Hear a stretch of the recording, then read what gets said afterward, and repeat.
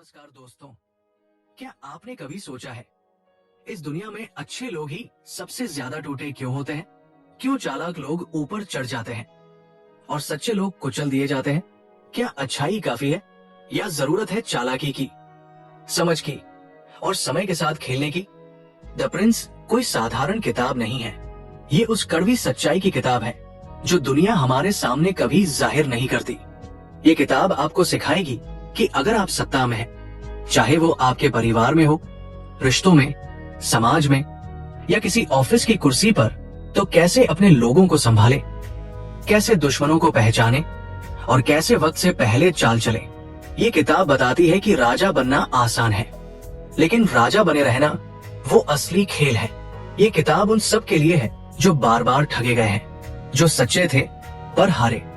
अब वक्त है सच्चाई को समझने का, दुनिया जैसी है वैसी देखने का।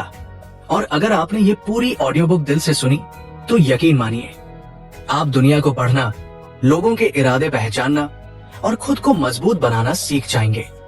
तो वीडियो को अंत तक जरूर सुनिए, क्योंकि हर चैप्टर में छुपा है एक ऐसा राज जो आपकी जिंदगी को बदल सकता है।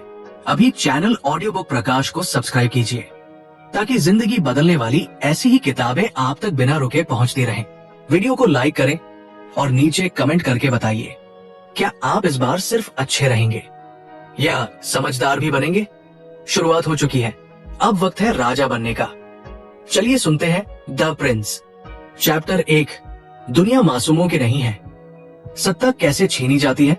दुनिया बाहर से जितनी सुंदर लगती है, अंदर से उतनी ही जटिल और खुरदरी है। और ये दुनिया मासूमों के लिए नहीं बनी। मैकियावेली इस अध्याय में हमें पहली बार ये समझाता है कि सत्ता कोई वरदान नहीं होती, ये छीनी जाती है चालों से, दिमाग से और वक्त की समझ से। राजा बनने के 2 रास्ते होते हैं। एक, आप उसे विरासत में पाते हैं, यानी आपका परिवार पहले से ही सत्ता में था। दूसरा रास्ता है आप खुद सत्ता छीनते हैं, चाहे युद्ध से, जनता के समर्थन से या धोखे से।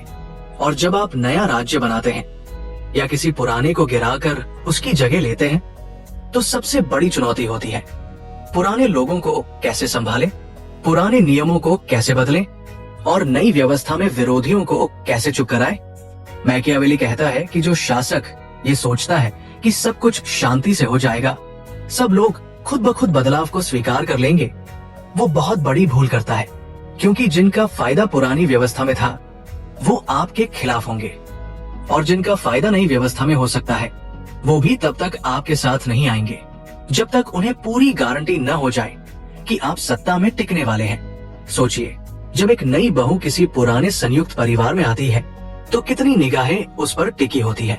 पुराने तौर तरीकों को बदलना चाहती है तो हर कोई विरोध करता है, लेकिन अगर वो धैर्य से, समझदारी से और सही समय देखकर बदलाव करती है तो वही लोग जो पहले विरोध में थे बाद में उसे सराहने लगते हैं। सत्ता भी ठीक वैसे ही चलती है। अगर आप नया राजा बनते हैं और पुराने लोगों को एकदम किनारे कर देते हैं तो बगावत तय है। लेकिन अगर आप धीरे धीरे बदलाव लाते हैं, पुराने प्रभावशाली लोगों को सम्मान देते हुए धीरे धीरे कमजोर करते हैं और साथ ही नए लोगों को अपनी तरफ करते हैं, तभी आप सत्ता में टिक सकते हैं। इस अध्याय की असली सीख है, ताकत सिर्फ हासिल करना काफी नहीं, उसे संभालना असली कला है। सत्ता में आने के बाद आपकी सबसे बड़ी परीक्षा ये होती है कि आप बदलाव को कैसे लागू करते हैं, विरोध को कैसे चुप कराते हैं और जनता का भरोसा कैसे जीतते हैं। तो अगर आप अपने जीवन में किसी रिश्ते, संगठन या स्थिति को बदलना चाहते हैं तो सीधी टक्कर देने से पहले सोचिए, समझिए और फिर चाल चलिए, क्योंकि बदलाव तभी सफल होता है जब वो दिखे भी और टिके भी। चैप्टर 2, लोगों का दिल जीतो या डर बिठाओ। जब कोई नया शासक सत्ता में आता है तो सबसे बड़ा सवाल यही होता है, लोगों का दिल जीते या उन पर डर बिठाए। क्या जनता को अपना बनाना चाहिए या ऐसा माहौल बनाना चाहिए कि वो कभी सिर उठाने की हिम्मत ही न करे? मैकियावेली इस अध्याय में इसी गहरी और कड़वी सच्चाई को सामने लाते हैं कि इंसान तब तक अच्छा रहता है जब तक उसके पास और कोई विकल्प न हो। वो कहता है, अगर आप सिर्फ लोगों से प्यार पाना चाहते हैं तो एक समय बाद वो आपका सम्मान खो बैठेंगे, क्योंकि इंसान जब जरूरत पड़ती है तो वफादार दिखता है, लेकिन जैसे ही उसे अपनी भलाई कही और नजर आती है वो बदल जाता है। वही अगर लोगों के मन में आपका डर बैठा है तो वे सीमाएं नहीं लांघेंगे, कानून नहीं तोड़ेंगे और आपके खिलाफ खड़े होने की हिम्मत नहीं करेंगे। मगर इसका मतलब ये नहीं कि आप एक क्रूर राजा बन जाएं। डर और नफरत में फर्क होता है। अगर जनता को आपसे नफरत होने लगी तो बगावत बस एक चिंगारी की देरी होगी। लेकिन अगर आप न्यायप्रिय हो, सख्त हो और जब जरूरत हो तभी कठोर कदम उठाए तो लोग डरेंगे भी और आपका सम्मान भी करेंगे। एक पिता की तरह सोचिए, अगर वो अपने बच्चों से केवल प्यार प्यार का रिश्ता बनाए, कोई अनुशासन न रखे तो बच्चे बिगड़ सकते हैं। वही अगर वो हर वक्त डांटे चिल्लाए तो बच्चे उससे दूर हो जाएंगे, उससे नफरत करने लगेंगे। पर अगर वो प्यार से पेश आए लेकिन साथ ही नियमों का पालन सख्ती से कराए तो बच्चे उसे मानते भी हैं और डरते भी हैं। यही संतुलन एक राजा में होना चाहिए। मैकियावेली ये भी कहते हैं कि कभी कभी डर का इस्तेमाल तेज और साफ होना चाहिए। जैसे एक सर्जन चाकू चलाता है, दर्द होता है लेकिन बीमारी कट जाती है। अगर कोई राजा सजा देने में हिचकिचाए या लोगों को बार बार माफ करता रहे तो जनता उसकी सख्ती को हल्के में लेने लगती है। इस अध्याय की सबसे बड़ी सीख ये है, राजा वही सफल है जो लोगों के दिल में जगह भी रखे और दिमाग में डर भी। केवल प्यार से सत्ता नहीं चलती और केवल डर से राज नहीं चलता।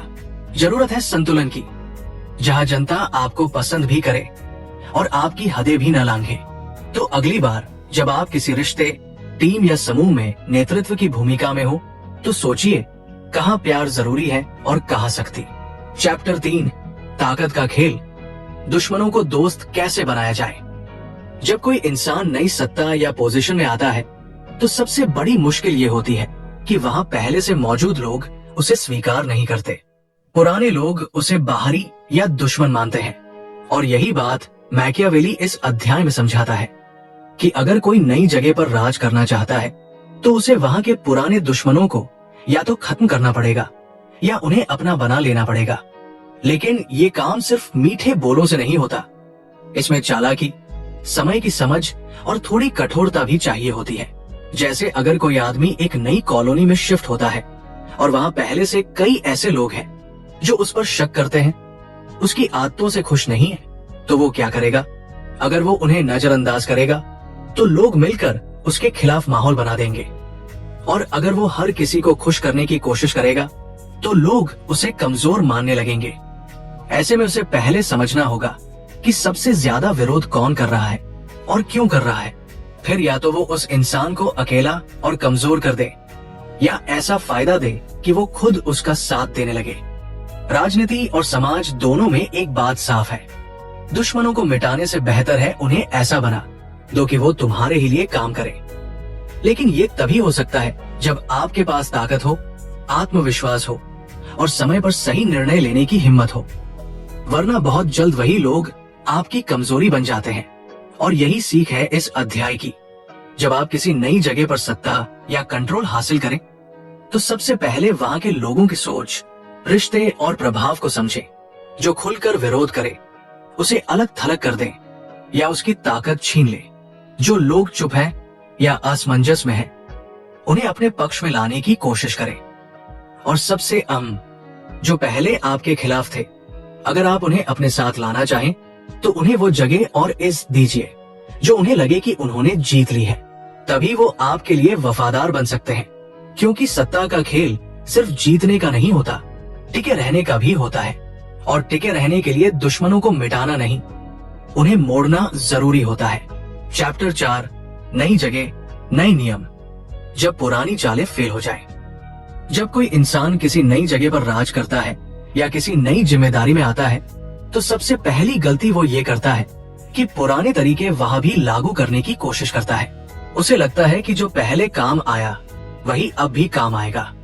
लेकिन मैकियावेली इस अध्याय में बड़ी साफ बात करता है, जो पुराने तरीके एक जगह चले वो दूसरी जगह बिल्कुल फेल हो सकते हैं, क्योंकि हर जगह की जनता, सोच, जरूरतें और राजनीति अलग होती है। नई जगह पर अगर पुराने नियम चलाओगे तो लोग तुम्हें या तो अजनबी समझेंगे या तुम्हारा विरोध शुरू कर देंगे। मान लीजिए एक आदमी जिसने छोटे शहर में दुकान चलाई और काफी सफल रहा, अब बड़े शहर में आकर वही बिजनेस खोलता है, लेकिन वहाँ के ग्राहक अलग हैं, उनकी पसंद नापसंद अलग है। वहाँ पहले से बड़ी बड़ी दुकानें हैं और उनका तरीका बिल्कुल प्रोफेशनल है। अब अगर ये आदमी सोचता है कि मैंने वहाँ चलाया था, यहाँ भी वैसे ही करूंगा, तो जल्दी ही उसे पता चलेगा कि पुरानी पॉलिसी यहाँ बेकार है। ग्राहक नहीं आएंगे, लोग नजरअंदाज करेंगे और बिजनेस फेल होने लगेगा। नई जगह पर चलने के लिए वहाँ की हवा, वहाँ के लोगों की भाषा और वहाँ की जरूरतें समझनी पड़ती है। फिर उसी के हिसाब से रणनीति बनानी होती है। जो पुराने रूल्स थे उन्हें या तो बदलना पड़ेगा या छोड़ना पड़ेगा। कई बार इसका मतलब ये भी होता है कि अपने पुराने भरोसेमंद लोगों को पीछे छोड़कर नई टीम बनानी होगी जो उस जगह को बेहतर समझती हो। मैकियावेली ये भी कहता है कि अगर आप नई जगह पर अपनी सत्ता बनाए रखना चाहते हैं तो वहाँ की पुरानी व्यवस्था को तोड़ना जरूरी है, क्योंकि जब तक पुरानी प्रणाली जिंदा है लोग उसके लौटने की उम्मीद में आपकी सत्ता को नहीं अपनाएंगे। लेकिन इस बदलाव को धीरे धीरे और समझदारी से लाना होगा ताकि लोग बगावत न करें। इसलिए अगर आप किसी नए माहौल, नई टीम या नए रिश्ते में हैं, तो सबसे पहले वहाँ की सच्चाई को स्वीकार कीजिए। जो चीजें वहाँ चलती हैं उन्हें सीखिए। अपनी पुरानी आदतों को वहाँ थोपने की गलती मत कीजिए। खुद को उस माहौल में ढालिए, नई समझ बनाइए और अगर जरूरी हो तो खुद को पूरी तरह से फिर से बनाइए, वरना नई जगह आपको नकार देगी, भले ही आप पहले कितने भी कामयाब क्यों न रहे हों। सत्ता उन्हीं की टिकती है जो वक्त, जगह और माहौल के हिसाब से खुद को बदलना जानते हैं। चैप्टर 5, भरोसे की कीमत और धोखे की ताकत। जब कोई सत्ता में आता है तो सबसे बड़ा सवाल ये होता है कि किस पर भरोसा किया जाए और किससे सावधान रहा जाए। मैकियावेली इस अध्याय में एक कड़वी लेकिन सच्ची बात कहता है। राजनीति या सत्ता की दुनिया में सिर्फ भरोसे से काम नहीं चलता, वहाँ चालाकी और धोखा भी जरूरी होता है। वो कहता है कि जो शासक सिर्फ भरोसे पर शासन करता है वो जल्दी ही धोखा खा जाता है, और जो समय पर धोखा देने की हिम्मत रखता है वही लंबे समय तक सत्ता में टिकता है। मान लीजिए एक इंसान नया बिजनेस शुरू करता है और वो अपने दोस्तों, रिश्तेदारों पर पूरा भरोसा करके काम बांट देता है। शुरुआत में सब अच्छा चलता है, लेकिन जैसे ही पैसा और मुनाफा आने लगता है कुछ लोग अपनी चालें चलने लगते हैं। कोई गुपचुप अपना फायदा देखने लगता है, कोई पीठ पीछे नुकसान करने लगता है। अब अगर ये इंसान सिर्फ भरोसे पर टिका रहेगा तो धीरे धीरे उसका बिजनेस डूब जाएगा। लेकिन अगर उसने पहले से ही एक चालाक योजना बनाई होती, लोगों की नीयत समझी होती और उनके ऊपर सीमाएं रखी होती तो शायद वो नुकसान से बच सकता था। मैकियावेली कहता है कि एक अच्छा शासक वो नहीं जो सबका दोस्त बनने की कोशिश करता है, बल्कि वो है जो ये जानता है कि कब मुस्कुराना है और कब वार करना है। वो सामने से दोस्ती दिखाता है, लेकिन अंदर से हर चाल को भांपने के लिए तैयार रहता है, क्योंकि इस दुनिया में हर कोई मौका देखकर रंग बदल सकता है। और अगर आप समय रहते न समझे तो आप सत्ता, इज्जत और भरोसा सब कुछ खो बैठेंगे। इसका मतलब ये नहीं कि हर किसी पर शक करो या हर वक्त धोखे की सोचो। इसका मतलब है होशियार रहो, अपनी कमजोरियां किसी को मत बताओ और किसी पर इतना भरोसा मत करो कि वो तुम्हारे लिए खतरा बन जाए। जब जरूरत हो तो चाल चलो, जब फायदा हो तो रिश्ते बनाओ, लेकिन दिल से नहीं, दिमाग से। तो इस अध्याय की असली सीख यही है, भरोसा जरूरी है, लेकिन उससे भी ज्यादा जरूरी है सही वक्त पर सही फैसले लेना। और कभी कभी वो फैसला ये भी होता है कि जब सामने वाला तुम्हारे खिलाफ चाल चल रहा हो तो उससे पहले तुम उसे मात दे दो। दुनिया को जैसे दिखना है वैसे दिखो, लेकिन अंदर से वो बनो जो हर हालात में अपना फायदा और सुरक्षा देख सके, क्योंकि सत्ता की दुनिया में मासूमियत नहीं, समझदारी बचाती है। चैप्टर 6, सेना तुम्हारी नहीं तो सत्ता भी तुम्हारी नहीं। मैकियावेली इस अध्याय में बहुत सीधी लेकिन कड़वी बात करता है। अगर आपकी ताकत आपकी अपनी नहीं है तो आपकी सत्ता भी आपकी अपनी नहीं हो सकती। वो कहता है कि जिस राजा की सेना उसकी खुद की नहीं है, जो दूसरों की ताकत पर बैठा है, वो एक झोंके में उड़ सकता है।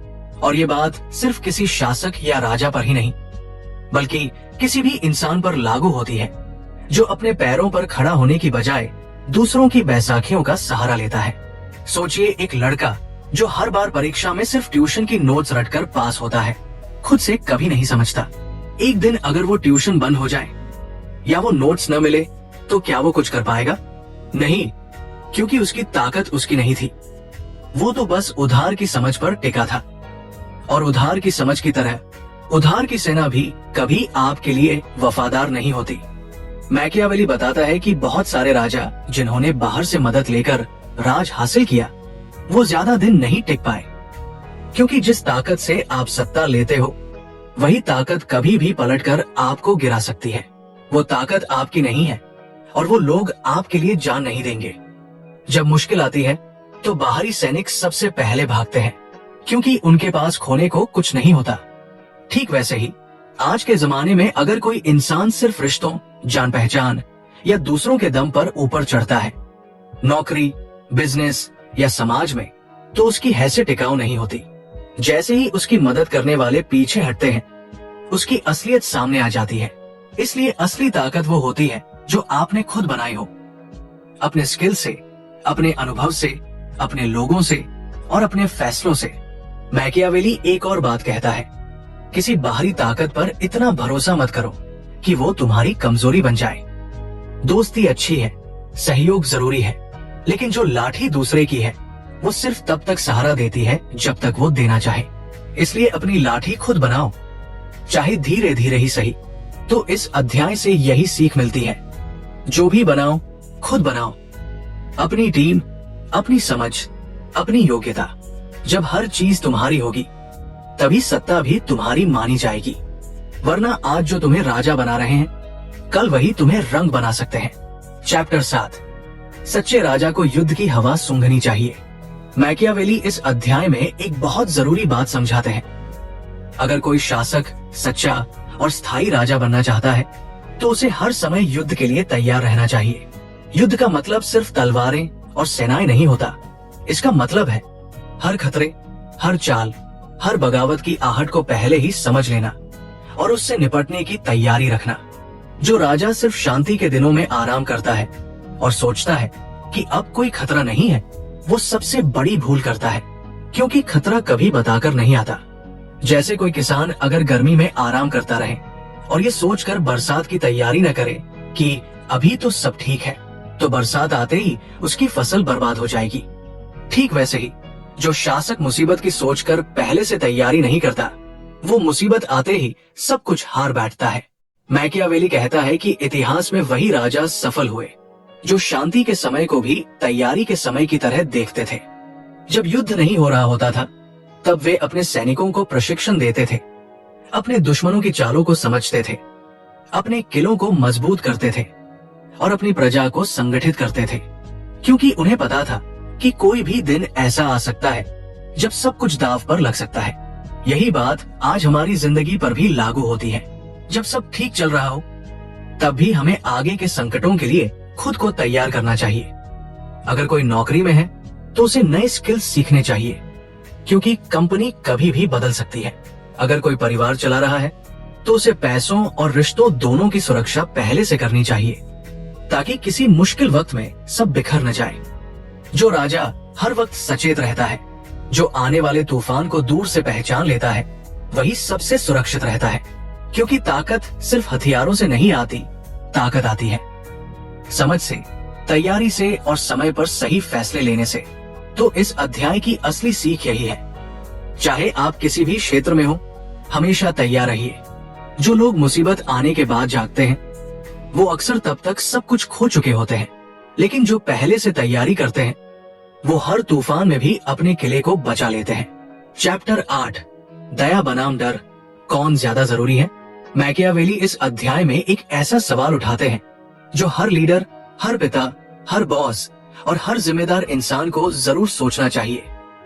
क्या लोगों को आपसे प्यार करना चाहिए या डरना? अब ज्यादातर लोग कहेंगे कि प्यार जरूरी है। लोग अगर आपको चाहेंगे, इज्जत देंगे, तो आप लंबे समय तक जुड़ाव बना पाएंगे। लेकिन मैकियावेली कहता है, प्यार इंसानों की भावनाओं पर टिका होता है और इंसान की भावनाएं मौसम की तरह बदलती रहती हैं।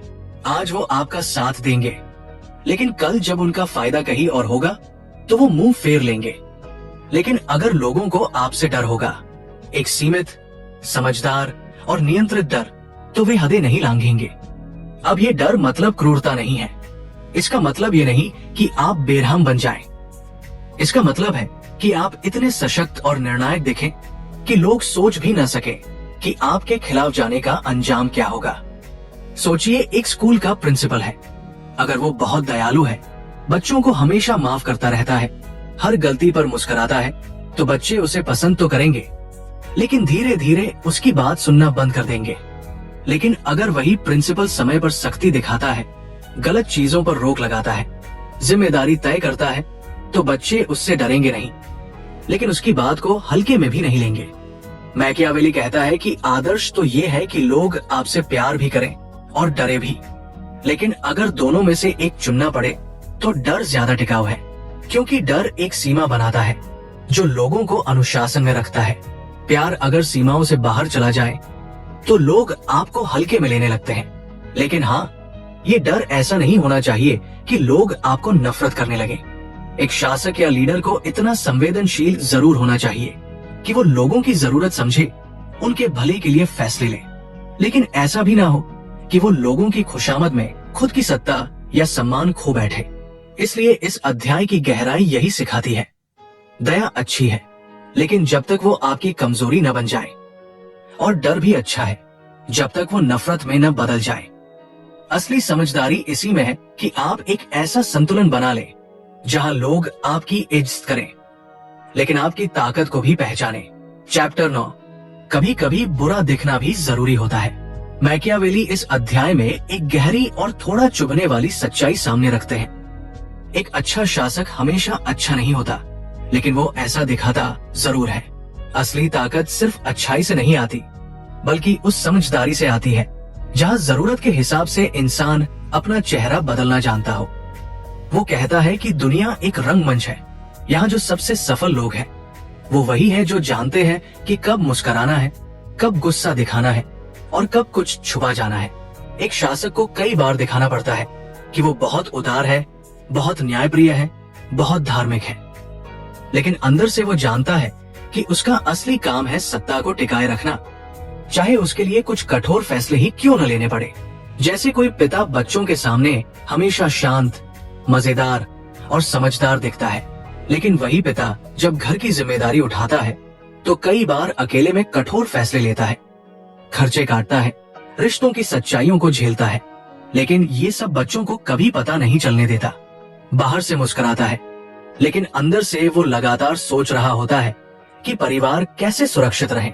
मैकियावेली कहता है, अगर एक राजा सचमुच हर बात में दयालु रहेगा, नियमों में बंधा रहेगा, सबको खुश करने की कोशिश करेगा, तो वो जल्दी ही कमजोर माना जाने लगेगा।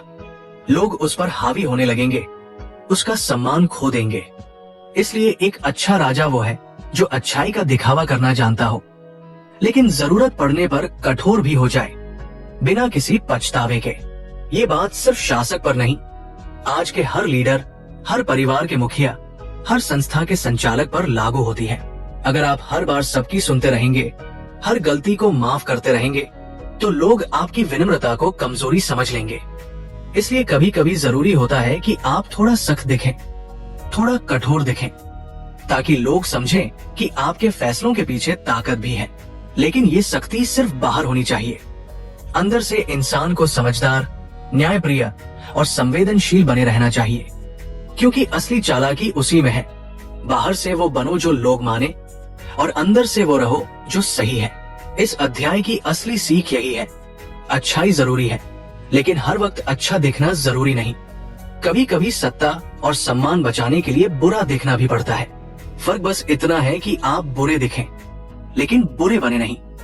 चैप्टर 10, जब वक्त बदलता है, राजा भी बदल जाता है। मैकियावेली इस आखिरी अध्याय में एक ऐसी बात समझाते हैं जो हर दौर, हर इंसान और हर रिश्ते पर लागू होती है। समय हमेशा एक जैसा नहीं रहता, और जो व्यक्ति अपने समय के साथ खुद को नहीं बदलता, वो धीरे धीरे मिटने लगता है, चाहे वो कितना भी ताकतवर क्यों न हो। वो कहता है कि कई बार लोग अपनी सफलता को अपने हुनर का नतीजा मानते हैं, लेकिन असल में उस समय की जरूरतों ने उन्हें मौका दिया होता है। जैसे कोई राजा अपने कड़े फैसलों से सत्ता में आता है क्योंकि उस समय सख्ती की जरूरत थी, लेकिन वही राजा अगर उसी सख्ती को अगले दौर में भी चलाता है जहां लोगों को प्यार और सहयोग चाहिए, तो वो असफल हो जाता है। समय बदलता है और उस समय के मुताबिक खुद को बदलना ही असली बुद्धिमानी है। बिल्कुल वैसे ही जैसे एक पिता जो अपने बच्चों को बचपन में डांटकर सख्ती से पालता है, वो अगर उनकी जवानी में भी वैसी ही सख्ती दिखाए तो बच्चे उससे दूर हो जाते हैं। अब समय का तकाजा होता है कि वो दोस्त जैसा बन जाए, सुनने वाला बन जाए, लेकिन अगर वो नहीं बदलेगा तो उसका रिश्ता कमजोर हो जाएगा, चाहे उसकी नीयत कितनी भी अच्छी क्यों न हो। मैकियावेली कहता है, भाग्य यानी फॉर्च्यून केवल आधी लड़ाई है, बाकी आधी लड़ाई आपकी तैयारी और समझ पर निर्भर करती है। अगर कोई व्यक्ति केवल किस्मत पर भरोसा करता है और सोचता है कि जो होगा देखा जाएगा, तो एक दिन वक्त उसका सब कुछ छीन लेता है। लेकिन जो वक्त की चाल को समझता है और हर मोड़ पर खुद को ढाल लेता है, वो हर तूफान में भी बचा रहता है। सोचिए, एक व्यापारी जो सालों तक सिर्फ दुकान से बेचने का आदी था, अगर उसने समय के साथ ऑनलाइन बेचने की तैयारी नहीं की तो धीरे धीरे उसका धंधा बंद हो जाएगा।